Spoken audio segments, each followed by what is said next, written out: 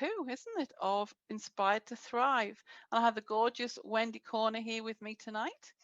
And we're going to be talking about how to arrest your audience, which I think is a fantastic topic, and I'm sure will intrigue a lot of people. You may have, I'll just seen my quick pop-up live before where I showed you a couple of the quick props that we might be introducing tonight. So that will be a lot of fun. So obviously, I'm not going to introduce myself. If you want to know anything about me, please feel free to ask. I'd love you to ask comments. Those of you that are joining live, ask as many comments, questions as you like throughout. And Wendy and I, or Wendy primarily, will be answering those questions, I'm sure, if it's things in relation to your topic. And Wendy, well, what do I say? Wendy is a Comm Coach. She's also a friend and colleague of mine. And what I love about Wendy is her quirky sense of being. I believe that she has a beautiful essence around her and the ability to convey in many facets the beauty of of language, words, tonality, everything like that. I'm sure she's going to expand on all of these things. She's also a TEDx coach and a speech pathologist. I can't even pronounce my words. That's going to be fun. Be fun for you to critique this live for me, Wendy, at the end. So I'm not going to go into a huge introduction. I'm sure more will roll out about Wendy as we roll forward. And anyone has any questions, she's very open. Please ask away, and we'll go from there. So let's get going, Wendy. One of the things that I'd love to start these sessions with is, what do most people misunderstand about your line of work? If I happen to mention my background in speech pathology, which I don't generally to start with, people inevitably go, oh, got to mind my P's and Q's. Got to be careful how I speak. And as you've just beautifully demonstrated, some people get flustered as to getting their words out because they feel they're on show. I once was talking to a guy who was a stammerer, and when he discovered what my job was, it got 10 times worse. So I try not to tell people that that's my background. But when I'm working with clients and talking about communication, inevitably, and if you're working as a speaker coach, inevitably they think about how clearly they're pronouncing their words. That's really not the full thrust of it. Yes, you need to be able to speak clearly, as in enunciation. However, that's not the full thing by any manner of means. Beautiful. Thank you for explaining that. And yes, you're right. I often fumble with my words or get my words round the wrong way. And I think I agree. I've learned over the years that this is just who I am. And while I try to speak clearly and confidently, and I more so in live events and things, it's a process. And I think that we just have to have that ability to pick ourselves up, brush ourselves off, and carry on, if you like. The good old carry on movies. So let's get into the first question. And again, if you are joining us live, please say hello. Let us know where you're coming from. And if you have any questions, please feel free to ask them. So how can you be sure you're in a position to arrest your audience, Wendy? Well, you need to know who you're talking to. You've only got traditionally we've had seven seconds to grab people's attention. Peter, to tell people that that's my. Oh, sorry, my phone just clicked onto the live there, so I will leave it alone. So traditionally we've been told we've got 7 seconds to make an impression before somebody tunes out and whatever. Now in the fast digital age where we can scroll, we can swipe, we're down to 4 seconds. So we really have to grab people's attention. We have to arrest their attention. Hence you'll gather, guys, that this is the theme today. We're doing the. I love the police station. Yeah, that's right. I love it. Love it. So you have only 4 seconds in which to grab the attention of your audience. So whatever you're saying, the first impression really does count. You've got to impact. You've got to get them stopping scrolling. If you can do that, particularly with a strong, in marketing terms is known as a hook or a blot, so the bottom line on top, you've got them, you've put your little fishing rod out, and they've bitten, reel them in quickly, because you've arrested their attention, you've got them, let's crack on. But that grabbing the attention has to be something that's relevant, that speaks to your ideal client. Okay. So in terms of that, then, could you share some examples perhaps of what it would look like? I mean, I'd love to, I've got my handcuffs here, perhaps I will get arrested. Oh yes, absolutely. Yeah. One of the things that I stood up and did a presentation with, which I started off with masking tape, not masking tape, micropore over my mouth. So I stood up in front of everyone, and they're going, what the? I hadn't said a thing, but oh boy, did I get people's attention. And actually a visual prop like that can be enough to arrest the attention. Most people these days are looking online. So you've got to have something that's visually grabbing, as well as something that is verbally grabbing as well. So props are ideal. I was working with an Aboriginal lady doing a talk about where she was growing up, and she held up a bag of sugar and a bag of tea and said, how would you feel like being paid in tea and sugar and flour? Because that was how she was paid originally, prior to the emancipation. So things like that got everybody's attention. Very powerful. Yeah. Very powerful. So if you've got props, if you've got something verbal that's going to get people's attention, that's ideal. That's where you start off. Beautiful. So I guess once you have their attention, I guess, how do you hold them, for example? And, is there a better way to do this? I'm going to just change my background here quickly, just for effect, if you like. And I'm going to move into what I call the jail cell. Yes. So once you've arrested them and you've grabbed their attention, how do we hold them? How do we hold them into this jail cell, if you like? I mean, we've got the handcuffs. We know that we can arrest them and bring them along. But once they're there, how do we hold them? Well, that's it. You see, when you've made the impression, that is giving you that little space to earn the right to have a little bit more of their attention. So again, you're needing to be clear in your messaging. Who is it you're talking to? What are the words that are going on in their heads? What is it that they are finding is their pain point? What is it they're trying to get away from?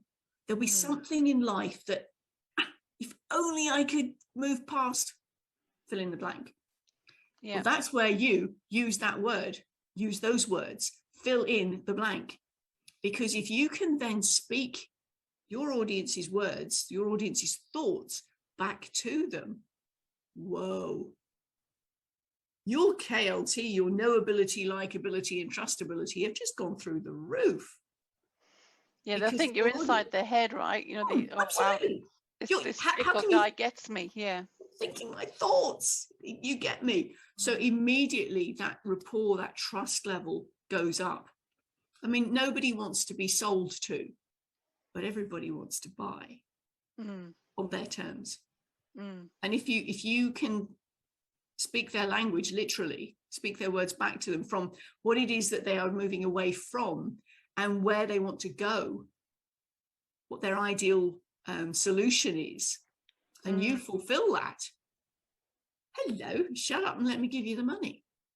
That's right. Yeah, Jai's just joined us, and he's saying that tapping into their problem, is one of the big things. So I guess then a lot of this work you would need to do before you actually go live, as well in your audience or in your videos. And I do agree with you what you were saying before, Wendy, around it's not just the language that we use. I think the imagery we choose, like for example, this jail cell, behind me, it just brings back the home of what we're talking about, being arrested. So you're in a confined space. You have my attention. I'm in this space with you. Therefore, there's an opportunity for us to connect and to build that like, know, and trust. So there's such valid points that you're making. Thank you. And for me to lead you out of the prison cell into freedom. Oh, wonderful. Not just the prison yard then. Absolutely. We'll come into full freedom. Yeah, that's fantastic. Okay. Mm. So moving on from the jail cell, then, if we were to, obviously on exercise, and like go into the prison yard, so to speak, Mhm. there's different groups, isn't there, of people in the often that hang out. When we watch TV, you see, you've got the big muscly guys in the corner. You perhaps got the Aryan guys in one side. You've got the colored guys in another. Hispanics. All these different things we see on shows.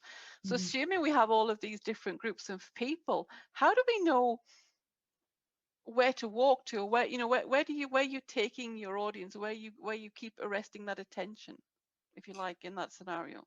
Well, this is where you build your tribe, because when you've identified who your ideal client is and you've brought them in, there will be other people of a similar, I mean, we talk about being like-minded, birds of a feather flock together, various ways of describing it. But when you have people all together, that's when you can create a community.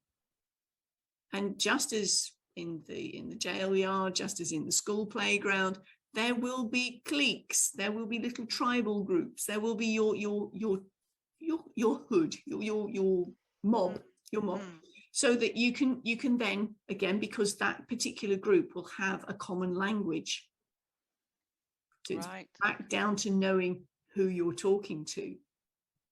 And the language that you're using with your mob, your tribe, is going to be their language, not necessarily yours.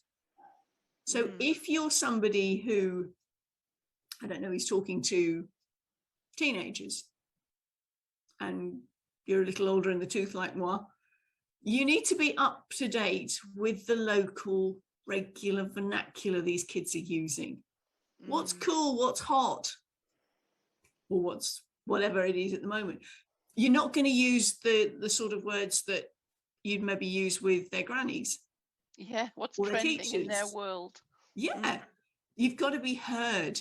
And when you're using their language, then you can carry on with having that rapport, and they will listen to you. Particularly if you can show them that, I've got to get out of here, pal. You coming?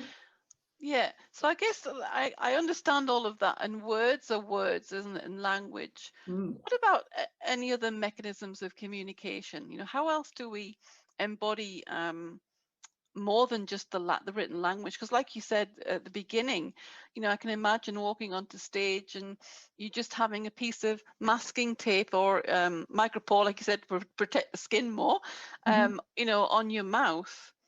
That in it said, there's no words, and yet you still connected and commanded attention, arrested your audience, so to speak. Yes. What other ways are there that we can do that, so we're not just solely reliant upon the words? Absolutely. There was a study back done in the 70s that was looking specifically around emotion, how we convey emotion. And the guy Morabian, was, I think, 74, said that 7% of what we convey is with our words, 38% is with our voices, and the other 55% is with our whole body, be that hands, feet, facial expression, how we stand, how we move. Now, that study was specifically around conveying emotions. However, as a general rule of thumb, the actual content, the words, are only about 10%. I tend to work on 10% words, 40% vocal, 50% visual. Wow. Okay. So if you think about it, if you're on the phone, then it's really quite tricky, because you've basically lost half of your ability to communicate with the visual stuff. Correct. Yeah. However, you can really tune in and listen carefully, because you can hear the difference between when somebody's smiling as they're talking and when they're not. You know if somebody's present, or whether somebody's thinking about, what's for tea tonight? Did I leave the iron on? There will be that energy difference. And that's even over the phone. I can hear the change in the tone of your voice as your expressions change. So it is interesting. And I know well, I know we're both coaches as well, so we train to listen and Mhm. to listen to language and tonality and what it actually means. But most people aren't, so I Yes. wonder if is there a way that you could perhaps illustrate to those that aren't, trained in this sort of thing, that to actually pick up the differences or to see them? Mhm. Well, one of the particular ones, I mean, your audience, Fiona, are business ladies, aren't they? They're Yes, that's mompreneurs. right. Yeah, Yeah. yeah. So in terms of making sure that your call to action is really important, keeping the energy going all the way to the end of your sentence, so you don't lose your. Particularly in English, the really important words are at the end of the sentence. So we've got to keep the energy going all the way to the end, because the end bit's important. And also how you say it in terms of what you were saying about the tonality. Thinking in terms of literally intonation, when we speak, we have a statement, it's generally on a level. When we ask a question, it tends to go up at the end, Now, you and I are both Brits. Yeah. And we can observe the Bondi lift in our Australian natives. It's known as the Bondi, or it was known as the Bondi lift when I was training. And this is where you end a sentence with an up, which is great when you're yarning, but when you're trying to ask people for money, it sounds a bit weak and ineffectual. Whereas at that point, you're wanting the command tone, you're wanting the down, you're wanting gravitas about it. Yes. This is important. Listen up here. Okay, that's a bit of an extreme, but my point is you get the down tone at the end, and that's really important when you're calling somebody to action. You're asking them to make a decision. Yeah, because I think you're right with that command tone or that sort of elongation. It actually oozes the confidence, doesn't it, and the certainty within yourself. Therefore, again, it probably brings us back to increasing that know, like, and trust factor. Yeah, absolutely. Yeah. And that particular, and thank you for pointing that, reminding me of that particular thing with the tone thing is super important. And as I said, keeping the energy going to the very end of your sentence, because again, most of us have been on the end of a cold call on the phone. Yeah. They're reading a script. Oh, there's no connection. It's like a monologue, isn't it? Sometimes it's like death by PowerPoint, another worst thing. Yes, and very often it is literally monotonous. There is on a monotone, and it keeps going like this. And if you felt that if you interrupted them, they would lose their place and they wouldn't know where to pick up again. And yeah.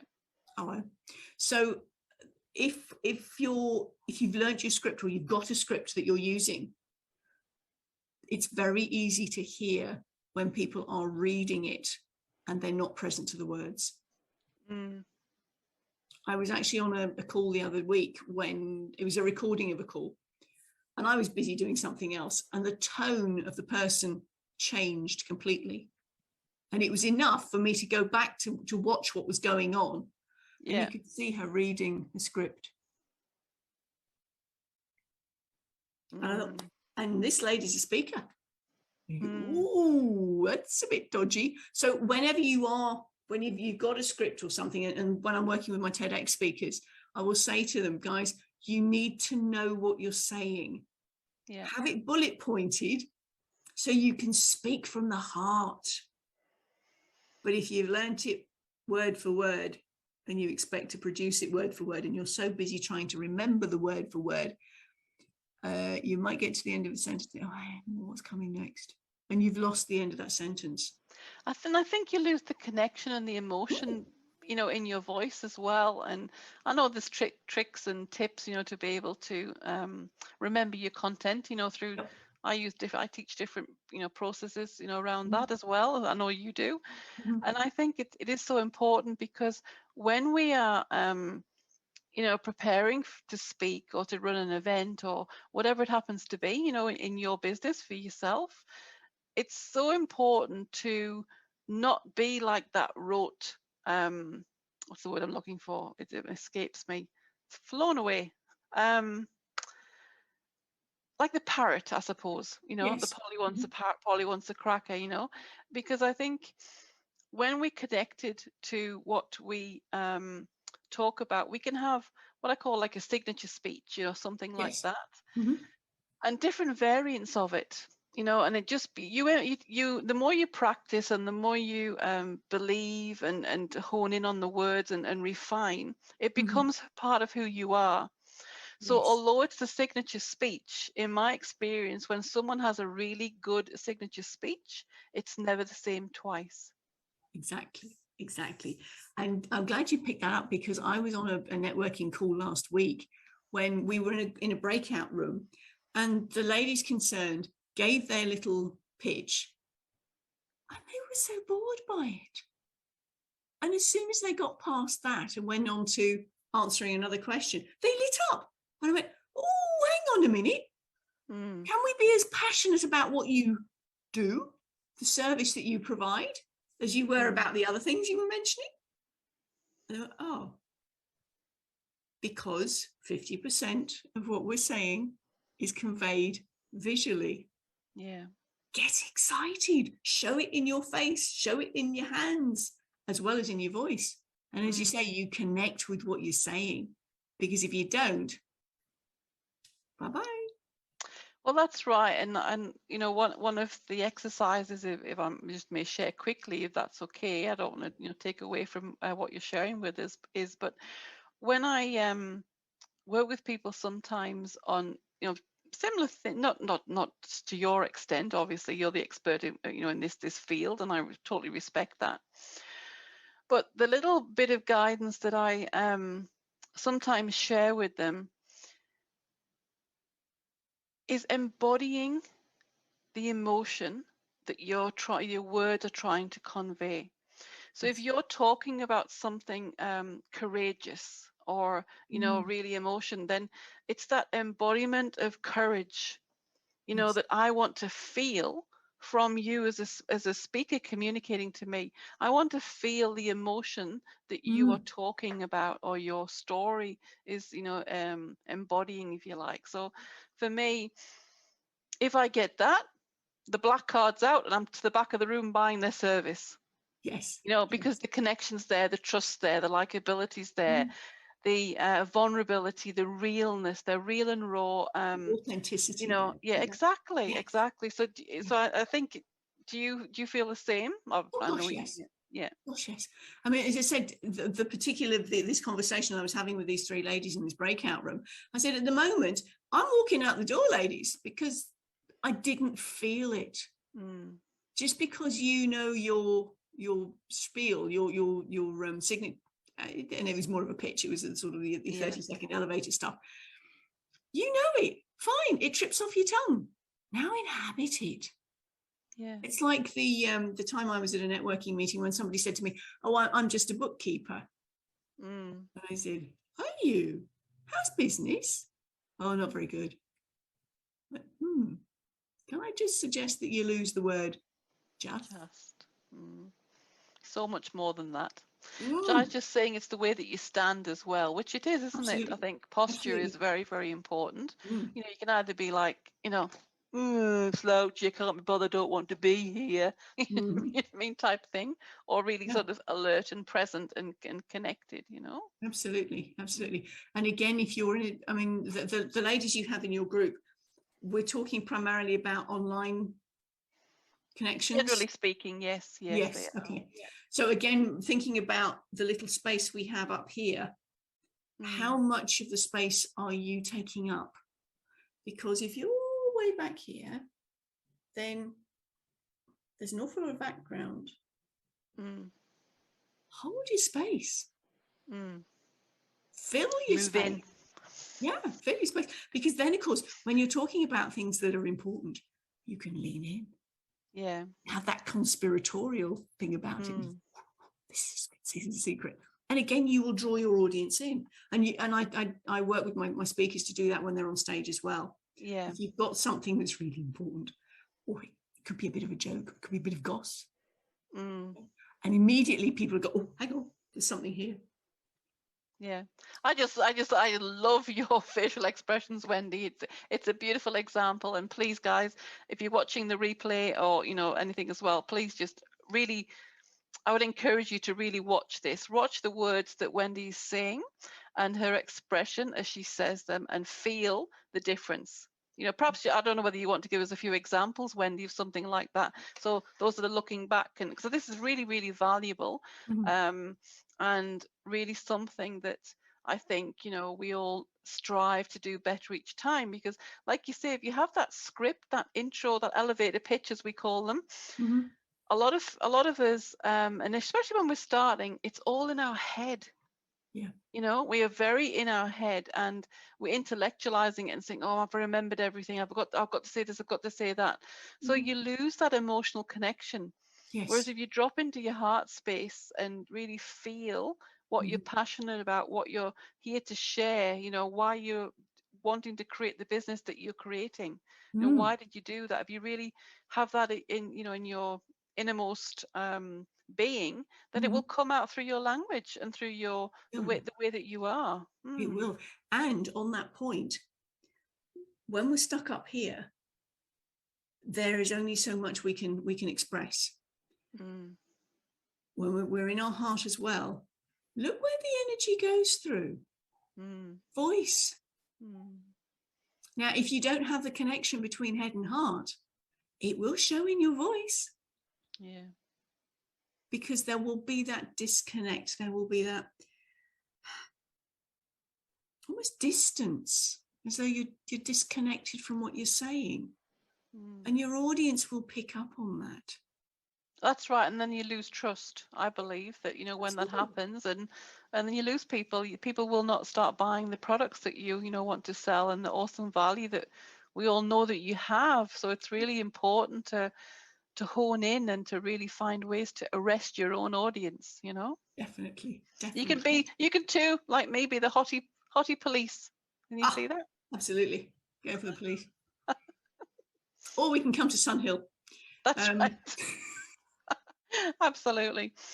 So I suppose we might have covered this already, but one of the last questions that I had was, while hanging in the prison yard, so to speak, how do you know what to say? One of the things is to read your audience. If you're saying things that don't make sense, some people will give you, they'll give you some visual feedback. You'll lose them. They might start fidgeting. They may start looking away. They're not present. Then I would suggest, reel back in. Where's the language?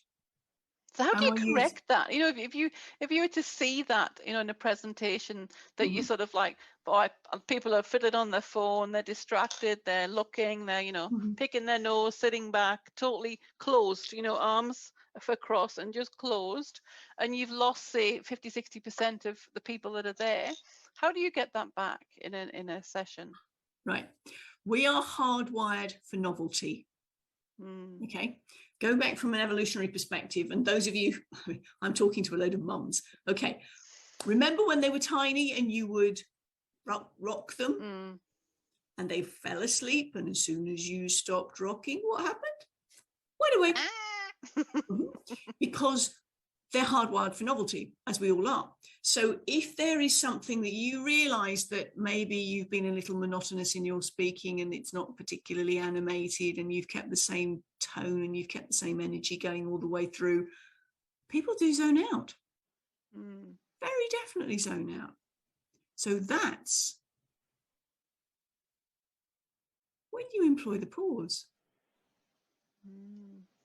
You can just stop mid-sentence and wait.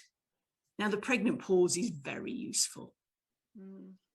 If you lose your way in a conversation, if you lose your way in your presentation, rather than the and this is kind of a giveaway, I forgot what I was going to say next. If you just hold on to that pause, if you can also develop the thinky look at the same time, as long as what comes next is worth waiting for. Yeah. They've actually done some studies on this, that the longer your pause, the more intelligent you appear. How good is that? I like that. I have a lot of pauses. No, I know. So that's what we call the pre-pause. And that's a useful one to come up with, particularly if you've lost your audience. But make sure that what comes next is going to get them in there, bring them back. So say something controversial. I mean, one of the ladies I was working with, she started off, she was talking to a group of midwives and nurses about gynae problems. And she was saying, she was assuming that they knew all the titles for their little bits. Okay. And I said, don't make any assumptions like that. But they're nurses, they're midwives. Yeah. So she started off, I'm talking about arresting attention. I don't know whether she had the balls to do this in the end, but what I suggested that she did was she stood up there and said, just to warn you, ladies and gentlemen, I'm going to drop the C word. Clitoris. Because everybody was expecting the other C word. C word. But my word, if she did that, I don't know whether she did, that certainly would have got attention. Yeah. And if you say something provocative, particularly if you've lost people's attention, oh, jinx, they'll back in your hand going, what? Hey, what did I miss? What did I miss? That's right. Yeah. I like it. I love it. And I do that a lot, you know, in my own stuff, is try and use that humor or that innuendo, you know, to sort of like to create intrigue, especially with lives and things like that, you know, saying, you know, what's not telling them what's happening. It's like teasing, you know, if you like it, teasing, and it's fun, you know, and you can have fun. And I think it's true, because what you say is when I feel that I'm having fun and being a little bit, you know, naughty or edgy, then it comes through in my energy.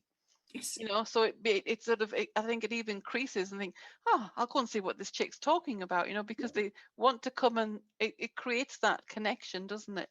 Yeah. You're engaging, you're drawing them in. So once you've arrested them, just come with me a little further. Come with me. Yeah.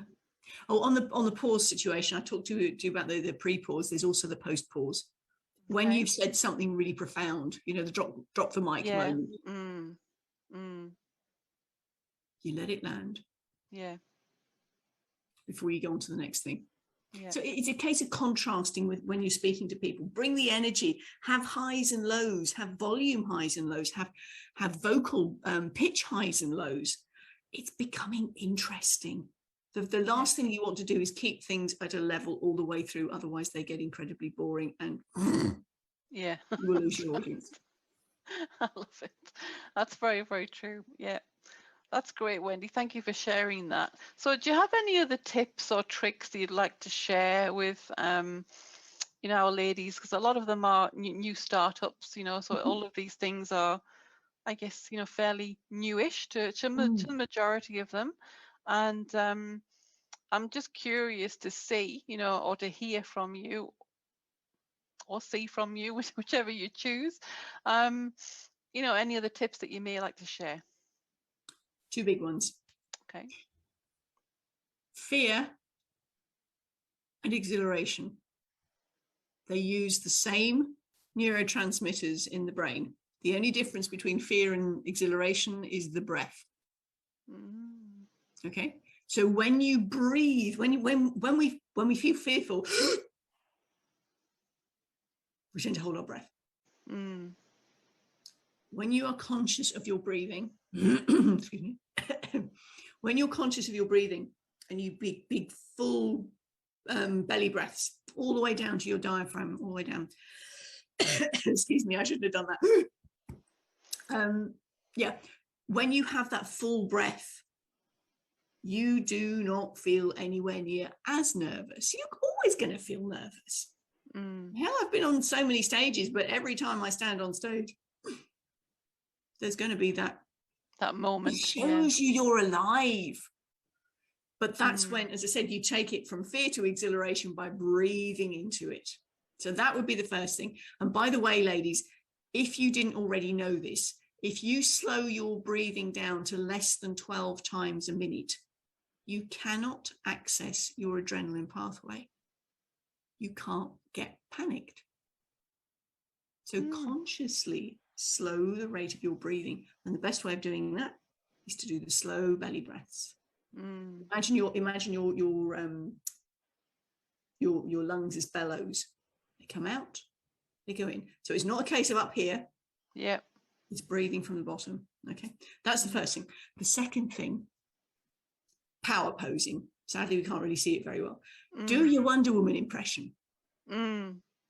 Again, there was a study done on this, and there's a TED talk about it too, that if you stand power posing for, I think it's up to 5 minutes, your blood levels of testosterone actually increase measurably. Now, we know testosterone is the horny hormone. It's also the confidence hormone. Right. So regardless of male or female gender, stand with your hands on your hips, ladies. Power pose. You will feel far more confident. Superwoman. Absolutely. You will feel far more confident about the conversation you're about to have. So those would be the two things. And if you are doing presentations on stage, remember there will be 3 speeches you do that day. The one in the car on the way there, the one on stage, and the one in the car on the way back when you beat yourself up about all the things you forgot. We all do it. So, yeah. It's also sort of, being kind to yourself as well, because I think we learn from every time that we get up and we try and we speak and we do it, and I think you're right, that fear and anticipation. And that was such a great tip about the breathing. I didn't realize that with, the 12 breaths a minute, then you can't activate the adrenaline. That's really, really useful, very useful information. I do a lot of, I will call box breathing, the box breathing before I go on stage work or presenting. Yes, that's my way of doing that. Well, Wendy, I want to thank you so much for joining me tonight on this session and going through everything. And I'm sure that you're more than welcome to drop a link, into the under the chat here, and let us know of where we can contact you or how we can connect with you. And if you've any freebies you want to give away, anything like that, you're more than welcome to do that as well. Well, I do have a Facebook page, Courageous Influential Speakers, which is free to join. And I've done one challenge 3 weeks ago, and I'm planning to do another one probably the 3rd week of August, which will be a 5-day free challenge. There will be some content every day and an assignment to do, so that we can get you feeling more confident about your speaking. That would be wonderful. Yes, so it will require a little bit of work. Yeah. Well, please put that under the link in here as well. And also, as it gets closer, please keep popping it back into the group, and we'll encourage the ladies to join, because I think that would be, really beneficial.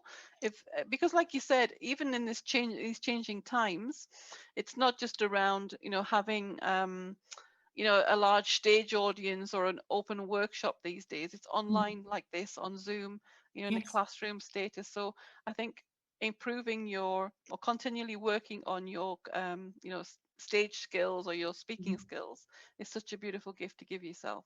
Absolutely. So thank you for that, Wendy. I really appreciate it. You're very welcome. Thank you. All right. Well, thank you so much. Thank you for being here. And until next time, remember, ladies, remain inspired and thriving. And I'll see you again 5 o'clock next week. Bye for now.